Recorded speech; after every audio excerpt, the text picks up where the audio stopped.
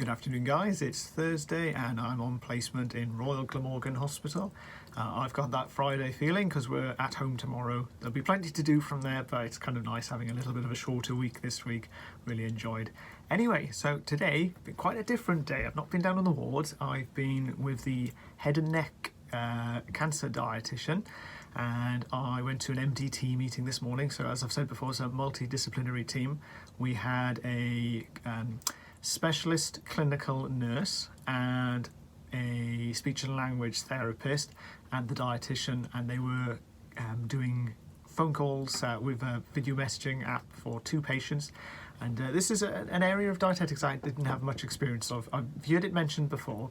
So one of the meetings was for what we'd call prehabilitation. So the idea is to get the patient in the best possible circumstances before they have their surgery or any other treatment such as radiotherapy. Loads of evidence shows that if we can build people up or resolve any nutritional issues they've got, any deficiencies before going in for surgery, then they're going to have much better outcomes. And it's very interesting to see the speech and language therapy side of it. What she specifically mentioned was patients who just have an understanding of the complications they're going to face following surgery are much more likely to have a positive outlook on it, and therefore more likely to have positive outcomes, which was very interesting to see. And I saw her talking through on the phone some exercises that would be useful. So in particular, because a lot of patients in head and neck oncology department end up having radiotherapy on either their jaw or their tongue or their throat, that can affect their ability to swallow.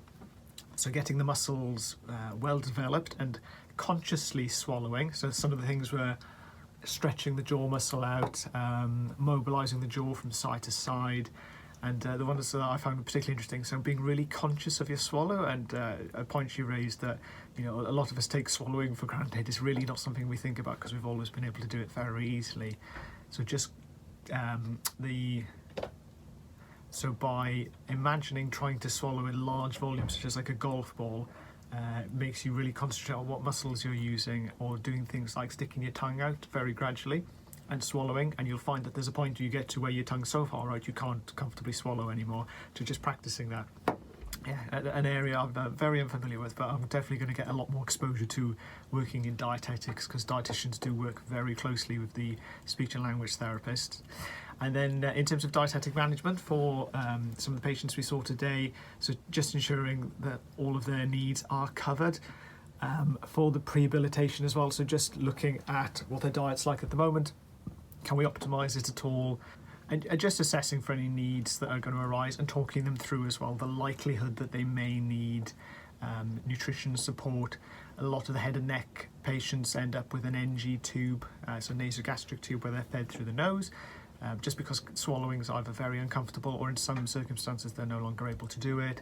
And for perhaps those patients, they may be given a PEG, so that's a tube that goes directly into the stomach through the stomach wall. That's generally seen as a much longer term intervention, but very important to get the nutrition in.